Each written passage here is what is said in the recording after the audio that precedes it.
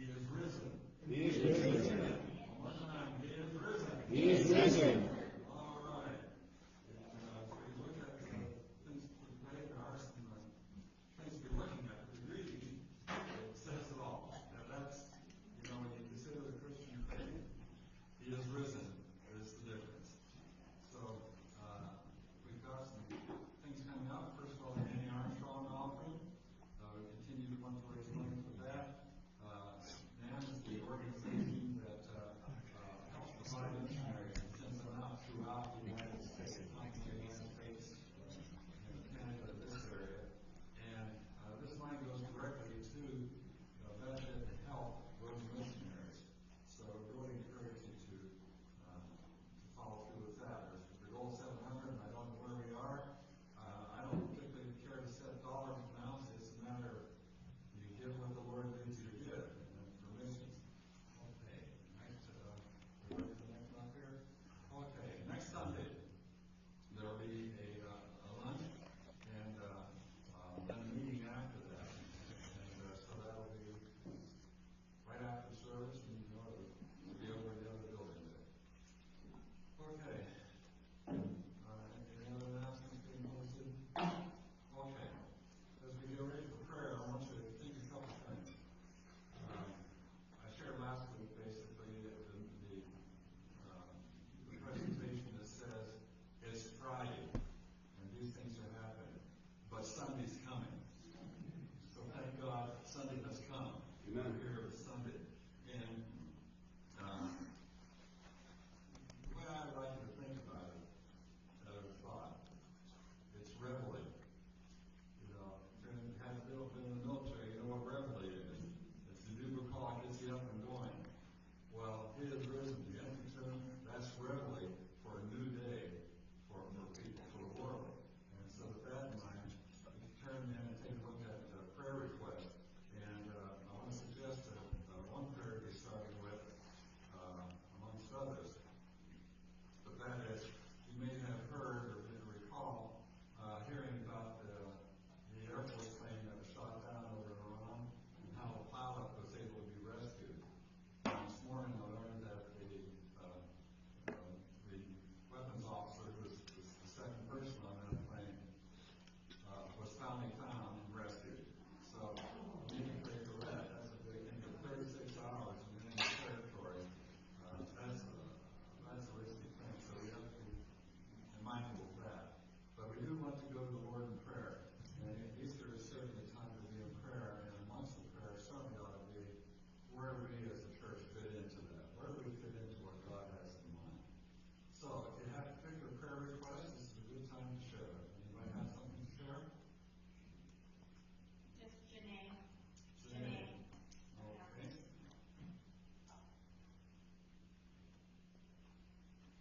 And is she doing a little bit better? Okay. We do need to pray. Okay,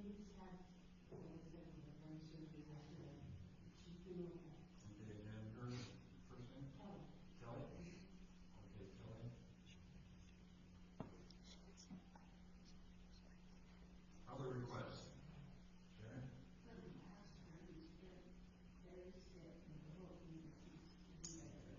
The pastor's name. Okay. Yes, ma'am. Eric, will be having a back procedure done next week, the 16th. On the 16th. Yeah. It's a Thursday. Gary, back surgery, 16th. Okay. Other requests? Yes, ma'am.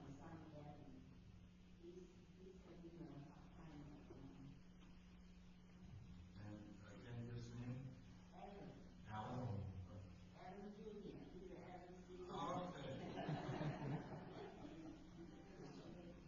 No, I thought you were saying. Other requests? Jessica. Jessica. Anything new there? She's just having a rough time. Karen?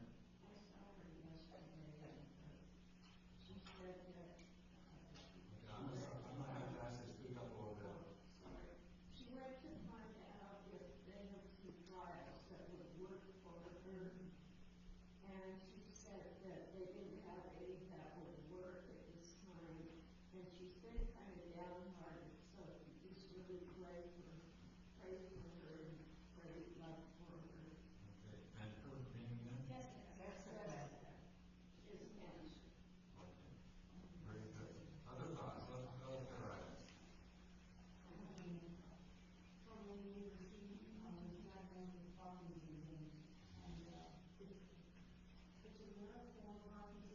and there's no medicine we can really give her, so she just can't do anything. How's her attitude doing now? It's getting better, but That's a hard, she was diagnosed about a month ago, and she was diagnosed with stage 4 cancer. oh, wow. So she's having a, That's a hard she's thing. having a real tough time, but then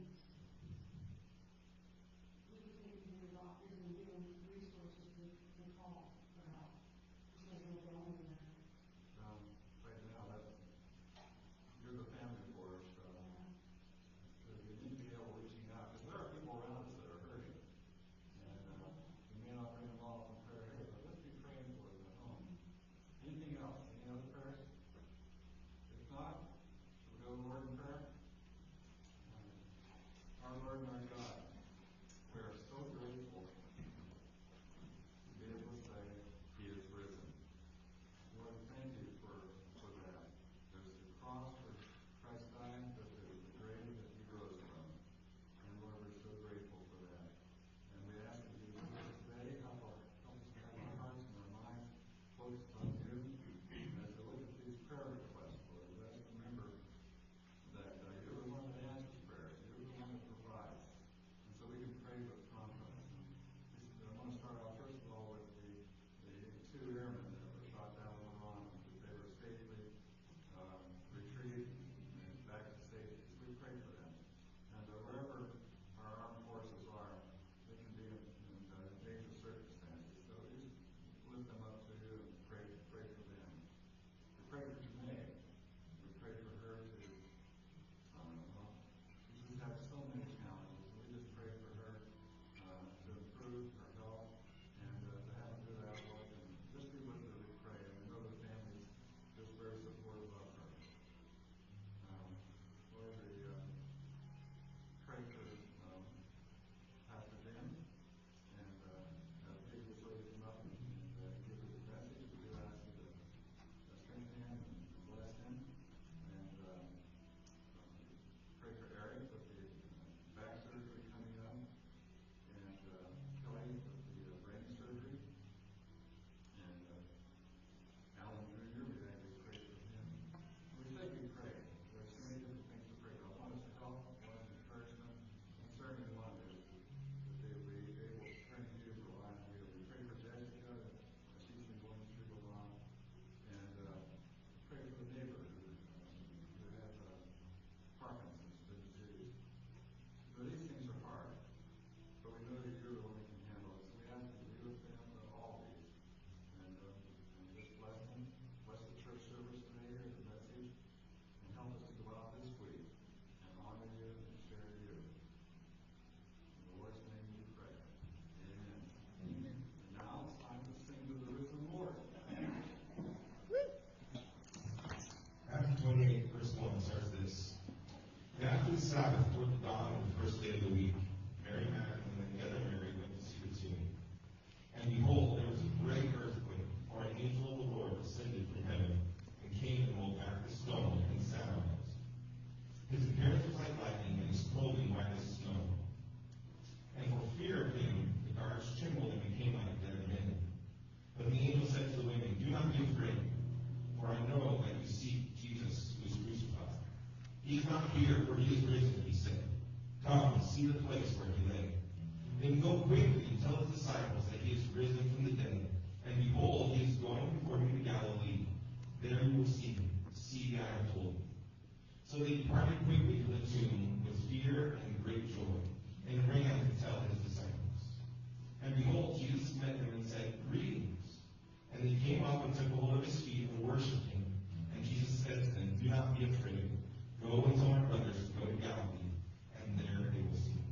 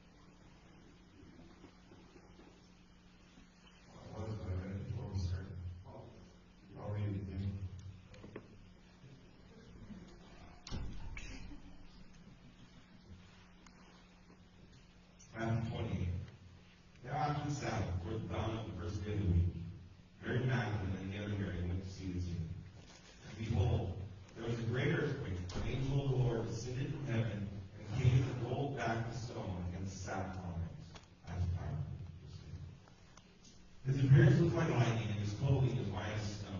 And for fear for him, the guards trembled and passed out. The angel said to the women, "Do not be afraid, for I know you seek Jesus, who was crucified. He is not here, for he is risen, just like he said he would. Come to the place where he lay. It's empty. Then go quickly and tell his disciples that he has risen from the dead, and behold, he is going before you to Galilee, and there you will see him.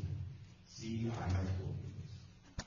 So they departed quickly from the tomb with fear and great joy, and ran to tell his disciples.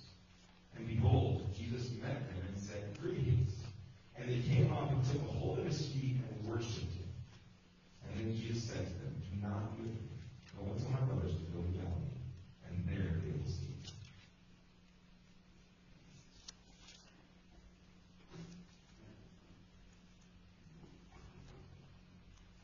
Resurrection. The resurrection of Christ is probably the most radical and life-changing event in world history. This is the one event that all Christianity will rise and fall on. This is one that it can't be a negotiable. This is one that we have to stand firm on as a foundational principle of who we are as believers in Christ, that Jesus Christ is alive. Amen? Okay, this is why we celebrate Easter. This is why we celebrate the resurrection. My fear is we have a tendency of living between the palms and Good Friday. Okay, we want to live there. This morning I want to take you on a journey through Scripture. We're going to go back a little bit, leading up to the resurrection. I want to take you from the triumphal praises of Hosanna to the heart-wrenching shouts of "Crucify him," to the cry of "Where have you taken him?" These are the three events that took place leading up into the resurrection. This is where we need to really grasp on the complexities of human nature and who we really are. The challenges of what it means to be a true follower of Christ, to be a disciple, and the vast depths of God's love that is demonstrated through the sacrifice of his Son, and then the future hope that he promised. So, on this journey, on this road from palms to the empty tomb, this is where we find the way to salvation. This is where we find redemption and the true meaning of sacrificial love and what it really is. But I want to ask you a question up front. What kind of king are you expecting Jesus to be? Because this is going to play out in this whole narrative of Holy Week leading up to the empty tomb. What kind of king are you expecting Jesus to be? Is he a king who hands out blessings like candy and is just like your, you can go-to guy all the time? Or is he a king who demands everything? A king who demands loyalty and discipleship from you, but gives you eternity in return. So keep that question in the back of your mind as we go through this. Because I want to take us through the gospel accounts of what happened this Holy Week leading up to this day that we celebrate the resurrection. I'm not going to read all the passages, but I'm going to give you the scripture references. So the first thing we see is Paul's sermon. We see the procession of hope that took place. And in Matthew 21, verses 1 through 11, it talks about Jesus coming into Jerusalem. Here he's coming in with all the cheers and all the pomp and the circumstance, and all the people are waving palm branches, and they're putting their coats down on the ground because King Jesus is now arriving. But if you notice how Jesus rode into Jerusalem, he came on a donkey. He came in a donkey, not on a big warrior speed stud horse, in a golden chariot to go and overtake, the oppressors. That's not how he came in. But here at this time, the people didn't care because they're shouting, "Hosanna to the Son of David. Blessed is he who comes in the name of the Lord. Hosanna in the highest." These people they were thrilled.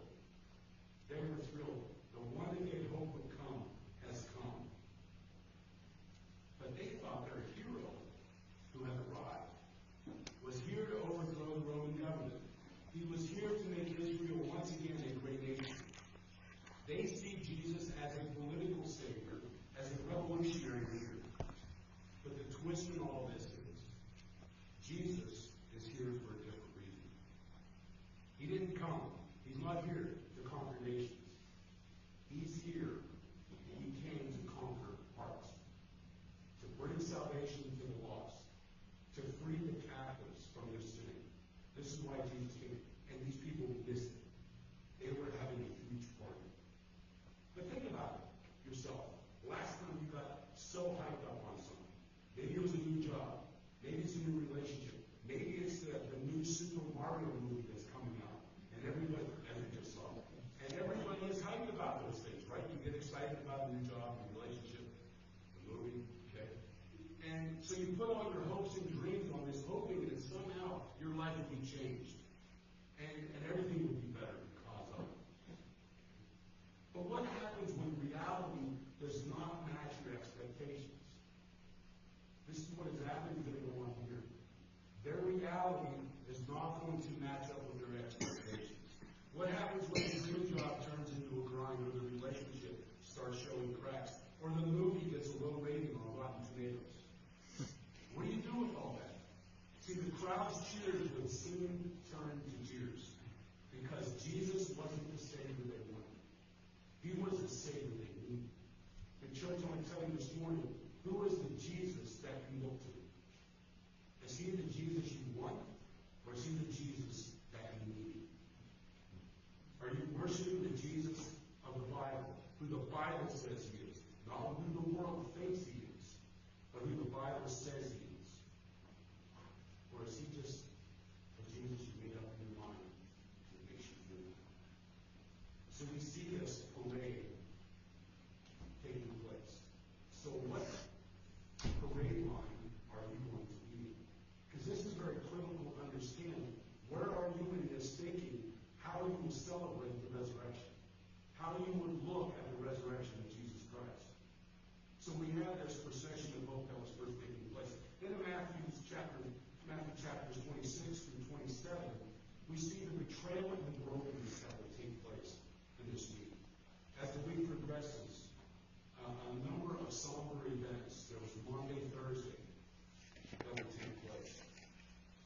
And that is on Thursday of that week. The Jewish leaders got together and they plotted to kill and arrest and kill Jesus. Then Jesus goes to Bethany and he's anointed by a woman. This was for his impending death and burial.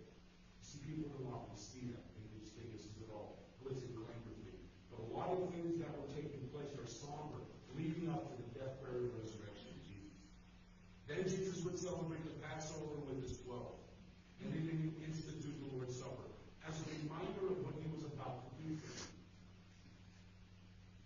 and what he was going to do for us. Then one of his inner 12, a trusted friend and disciple, Judas Iscariot, who was filled with greed and evil, goes to the chief priests and sells Jesus out for 30 pieces of silver. This has all happened after the big celebration of Jesus entering into Jerusalem, and now the week is kind of going sideways. No, it's not. This is according to God's plan. And it was according to God's plan that these things would happen on our behalf. But so many times we can fit ourselves into the narrative. How many times have we gone and sold Jesus for something even less than 30 pieces of silver? We've sold him out for a different kind of job or a different type of relationship or whatever it might be, but we don't follow Jesus. And we want to sell him short. Then we see Jesus goes to the Mount of Olives, and he informs them that they will fall away from him. He tells his disciples this. You guys are going to fall away. And they're like, no, not us. Even Peter earnestly denies the claim that he's going to fall away from Jesus. These are all foreshadowing of the impending tragedy and the beauty of the cross. That these things take place. And that's like an awesome one, the beauty of the cross. But without the cross, there's no resurrection. Without the cross, there's no shedding of blood. Without the shedding of blood, there's no forgiveness of sin. Remember, there's where the beauty lies. Because in our state earlier, before Jesus Christ, we were walking in darkness, and all God saw was the sin. When Jesus died on that cross, all God saw was the blood. He didn't see our sin anymore because of who Jesus was. This is what Jesus did. Jesus goes to the Garden of Gethsemane. After being spiritually and emotionally pressed in the garden. I brought up the garden to you last week. I'd seen this before a long time ago, but it was fresh. The Garden of Gethsemane, you understand this is not like a road.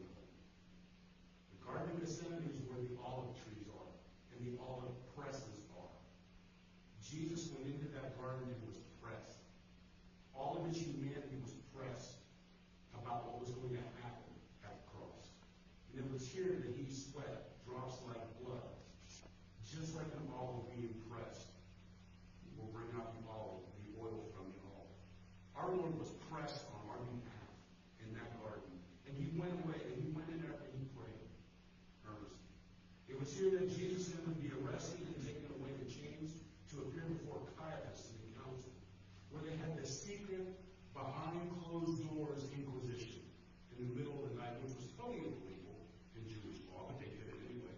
They bring in false witnesses who would bring nothing but lies, and they would twist words to fit their narrative. Jesus was all by himself. He stood before them all by himself. During this mockery of injustice is when Peter would deny Jesus 3 times. Remember, Peter said, "Oh no, Lord, we will not fall away." Peter denies him 3 times. And it says here that after the 3rd time, the rooster crowed as Jesus told him what happened. And he went away and he wept bitterly. Why? Why did he weep bitterly? Because he betrayed his Jesus.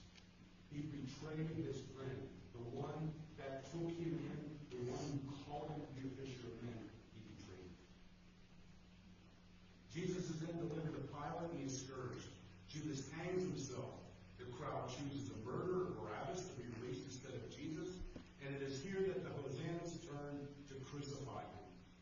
Everything that happened on that Sunday is now changed. Everything is now changed. Because their perspective of who Jesus is was not what they wanted and not what they expected. They wanted someone to overthrow Rome. And that's not me. Jesus did not meet their expectations. He didn't storm the palace. Instead, he knelt in a garden and prayed. He didn't fight back when arrested. But he rather healed a soldier's ear. He didn't argue with Pilate. He stood silent. This is not the leader. This is not the Savior that they wanted. And for this is why they turned their back on him. Why do we turn our backs on Jesus? When he doesn't give us what we want. When he's not the Jesus we think he should be, rather than the Jesus that we need. We're not much different. We move on to Luke chapter 23. After the betrayal and the brokenness, now we're at the cross.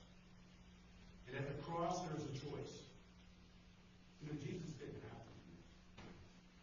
Jesus didn't have to do this. He could have called down legions of angels to come and rescue him. But he stayed on that cross. Good Friday marks the darkest day of Holy Week, when Jesus is condemned to death on the cross. He is condemned and delivered over to be crucified, the King of Kings, the Creator of the universe. Now get this. He carries his wooden cross made from a tree he created. Jesus, the Creator of the universe, carries a tree that he created to be crucified. Well, how fitting is that? He would wear a crown of thorns to a hill called the skull, where he would be nailed to it because of us. So every time you see a picture of Jesus nailed to the cross, remember, church, we put him there. Each and every one of us. Our sins put him there. But he knew it. What did Gary say this morning? Sunday's coming. Then something strange happens. Jesus, hanging on the cross, says, "Father, forgive them, for they know not what they do." He forgives his accusers. He forgives his executioners. From the cross, as they're right there. And he asks his Father to forgive them. Jesus had a choice. While he was hanging, he had a choice whether to go to the cross. But he had a choice whether to forgive them or not. And he chose to forgive. Church, this shows us that because of who Christ is in our life, we have a choice to make. When people wrong us, when people despise us and do all kinds of crazy things to us, will we choose forgiveness? Or will we not? Two criminals. It's an interesting story for two criminals. At first, in one of the gospel accounts, it shows both criminals were railing at Jesus. And another gospel account, one was railing at Jesus, but the other looks over at the other one and says, "Do you realize who this man is? Do you realize he has done nothing? We deserve this. We are guilty of our sins, and we deserve this punishment that we're incurring." And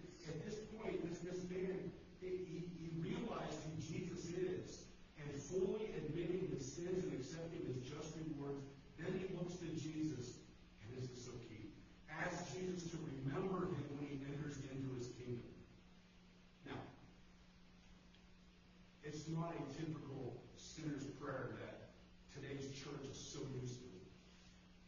But this man recognized and admitted his sin. And he looked at Jesus and asked for forgiveness. Yeah, we don't see the word, "Oh, Jesus, forgive me," no. But he looked at him and he asked him to remember him when he entered into his kingdom. And then Jesus, again displaying loving forgiveness, looks at the criminal and says, "Today you will be with me in paradise." That thief on the cross was saved at that moment. And he is in eternity because of who Jesus is. Because of that sacrifice that Jesus was making, he was making it for those criminals too. One accepted and one didn't. There's a choice. So the cross of Jesus Christ bears a choice. The cross of Jesus Christ requires an answer. Either one way or another. Either you're going to be like the one criminal and accept Jesus and accept his forgiveness, or you're going to be like the other one and continue to reject him. The more I've been studying through this whole reading and in this part, the three words that continue to ring in my head and in my heart are probably the three most profound words that Jesus would utter at the cross. And these were his last three words. In the Greek, it's one. It is finished. It is finished. The word that is used in the Bible is used in three different ways in the New Testament. It is the Greek word tetelestai. And in the three distinct ways it's used, first, in the business sense, it was written at the bottom of the business transaction receipt, stating that the debt was paid in full. It's like if you went to the bank and pay off the mortgage of your house. It's paid in full. So the tetelestai in the business sense meaning that your debt was paid in full. Secondly, it was used in the judicial courts for claiming that a sentence that a person had just had finished, their sentence is now completely, fully served. Means you're done. You're out. Okay? And then thirdly, in the military context, announcing that a battle had been completely won. Total victory. When Jesus said to Tetelestai from the cross, he was proclaiming that our debt of sin was paid in full. Was paid in full. There's nothing else we can do for our debt of sin. Jesus paid it all. That our judgment has been fully served. There's no longer a judgment of sin against us that we would have to pay or we would have to serve. Jesus has done it. And that the battle against death and sin and Satan has been completely won. This is why we can celebrate the resurrection of Jesus Christ. Because of the tetelestai. Complete, over, done with. Your sin has been forgiven. When you come into a relationship with Jesus Christ and you profess him as your Lord and Savior, your sin has been completely forgiven. The judgment of condemnation because of Christ is now done. It's completely been served. You no longer have to go down that road. And the death of the victory over death, over Satan, over sin is complete. The total victory is done. Satan has no sway on a believer anymore. And then we can celebrate the resurrection. It's not about bunnies and eggs and pastels. It's about a risen Savior. His name is Jesus. That's why we celebrate this. So, Jesus, how we celebrate. Understand that the cross is not just a symbol of suffering. It is a choice. It's not just an ornament that you wear, a piece of jewelry, or something you hang on your wall. Understand what really happened at that cross and who it was done for. It was done for each one of us. Jesus chose to stay on the cross when he could have called down angels. He chose pain over comfort. He chose pain over safety, over life itself. He chose love and forgiveness over anger and retaliation. He chose you and me. He chose you. Now think about your life. What choices do you make every day? What choices do you make in your life that are life-changing? This is why I said earlier, the cross requires a response. It requires a response from humanity that is life-changing. Either you choose Jesus as Lord and Savior and accept the cross with it, or you don't. The cross isn't something just to admire. The cross is salvation. And the resurrection is the hope of eternity. So lastly, the empty tomb that radically changed everything. John chapter 20, verse 1 through 18. Is where we see John's account of the resurrection. And here again, Mary goes to the tomb early while still dark. The stone had been rolled away from the tomb, and went to Simon Peter and told the other disciple, and the one of Jesus loved, was John. But they have taken the Lord out of the tomb. They don't know where they have taken him. But then in verse 11, but Mary stood weeping outside of the tomb, and as she wept, she stooped to look into the tomb. And she saw two angels in white sitting where the body of Jesus had lain, one at the head and one at the feet. And they said to her, Woman, why are you weeping? She said to them, They have taken away my Lord, and I do not know where they have laid him. Having said this, she turned around and saw Jesus standing, but she did not know it was him. Jesus said to her, Woman, why are you weeping? Whom are you seeking? Supposing him to be the gardener, she said to him, Sir, if you have carried him away, tell me where you have laid him, and I will take him away. And Jesus said to her, Mary. She turned and said to him in Aramaic, Rabboni, which means teacher. I challenge you to get on your knees and have Jesus whisper your name. And when Jesus whispers your name, like you did to Mary, without a doubt, if you are his, without a doubt, you will know that he is talking with you. Mary Magdalene went and announced to the disciples, I have seen the Lord, and that he has said these things to her. Over 500 eyewitness accounts of the resurrection of Jesus Christ. We have a living Savior. All this that happened in Holy Week comes down to this point. And another great two words in the Bible, but God. God wasn't done. God, in his most powerful and glorious demonstration, brings the bodily resurrection of his perfect, unblemished, sacrificial lamb, his son Jesus. He brings him. His resurrection brings hope, redemption, and forgiveness to all who would believe. See, the resurrection means new beginnings, means second chances, and the promise of eternal life. So, for us though, we'd like to somehow live our life somewhere between Palm Sunday and Good Friday. We celebrate Jesus when it's easy, but we often abandon him when the road gets tough. We kind of just, have all the hoop and the hollering going on, and then when things look helpless, then all of a sudden, Jesus isn't going where he's supposed to. And that's kind of where we live. Question is, you can move forward. How can we move forward? Because you can. You can move forward in your relationship with Christ, or to become a believer, come into that relationship with him. How do you stay faithful when the cheering stops? You stay faithful when you can move forward because of the resurrection. Because God's plan of salvation didn't conclude on Friday or Saturday when Jesus was buried. That's what Satan looked for. He figured, all right, Jesus is dead, he's buried, man, it's over with. As Scripture has told us, and to fulfill Scripture, Jesus was resurrected on that third day. There's a song that we sing. I just want to read about this thing.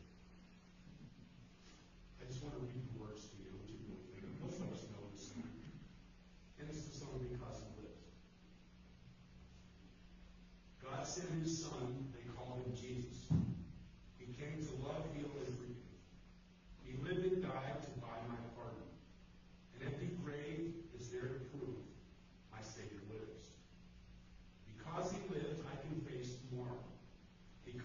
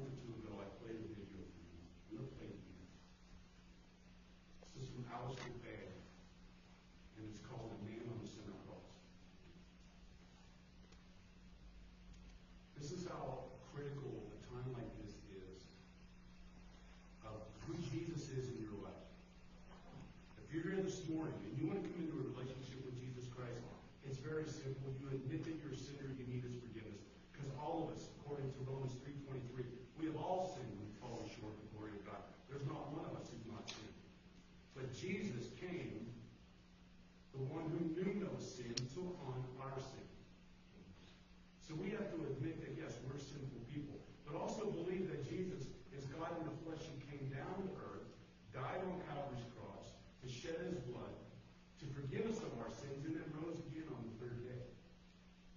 And then we confess with our mouth that Jesus is Lord, and believe in our heart that God raised Him from the dead. And the Bible says when you do that, you're saved. And if you are truly saved, God has you in the palm of His hand, and He promises He will not let you go. The book of Acts tells us that we are then sealed by the Holy Spirit for eternity. We are His. He's not an Indian giver. He's not going to give it back or take it away from you just because you do something wrong. That's not the way God operates. But all this is out of love. After this video, whatever God has laid on your heart, whether to come into a relationship with Him for the very first time, to recommit your life and really start focusing on who Jesus really is, whatever that might be, I'm here to front pray with you, but I want you to see this video. Good. Without the preaching of the cross, without preaching the cross to ourselves all day and every day, we will very, very quickly revert to faith plus works as the ground of our salvation. So that to go to the old Fort Lauderdale question, if you were to die tonight and you were getting into the heaven, what would you say? If you answer that, and if I answer it in the first person, we've immediately gone wrong. Because I believe, because I have faith, because I am this, because I am continuing. God was the only proper answers in the third person, because He. And think about the thief on the cross. And what an immense, I can't wait to find that fellow one day to ask him, how did that shake out for you? Because you were cussing the guy out with your friend. You'd never been in a Bible study. You'd never got baptized. You didn't know a thing about church membership. And yet, you made it. You made it. How did you make it? That's what the angel must have said. You know, what are you doing here? I don't know. What do you mean you don't know? Well, because I don't know. Well, you know,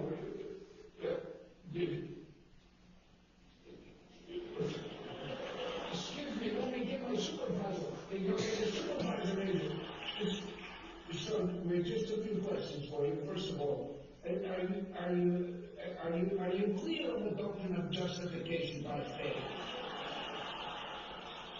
You guys have never heard of it in my life. And what about, let's just look at the doctrine of Scripture in these guys just there. And eventually in frustration he says, on what basis are you here? And he said, the man on the middle cross said, I can come. Now, that is the only answer. That is the only answer. And if I don't preach the gospel to myself all day and every day, then I will find myself beginning to trust myself, trust my experience, which is part of my fallenness as a man. If I take my eyes off the cross, I can then give only lip service to its efficacy, while at the same time living as if my salvation depends upon me. And as soon as you go there, it will lead you either to abject despair or a horrible kind of arrogance. And it is only the cross of Christ that deals both with the dreadful depths of despair and the pretentious arrogance of the pride of man that says, you know, I can figure this out and I'm doing wonderfully well. No, because the sinless Savior died, my sinful soul is counted free for God the just is satisfied to look on Him and pardon me. That's why Luther said most of your life is outside of you. In this sense, that we know that we're not saved by good works. We're not saved as a result of our professions, but we're saved as a result of what Christ has achieved.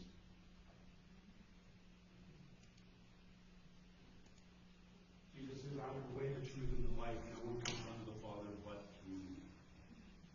So this morning, as Joel is going to lead us in our song of response, again, the cross, the resurrection requires a decision. It requires an answer on our part. So I'm going to ask you to stand, join in our song of response this morning, and wherever God is leading you, if you want to pray, I'll pray with you.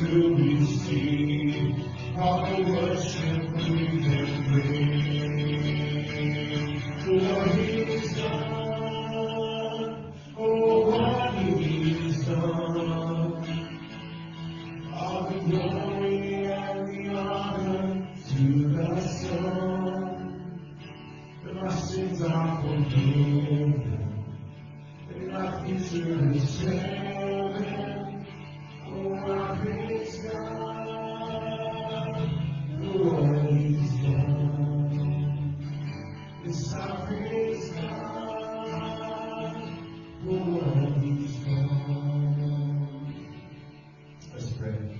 Father God, we thank you this morning for what you've done. Through your Son, Jesus Christ on the cross. God, we thank you that he is not dead, he is risen indeed, God. That tomb is empty.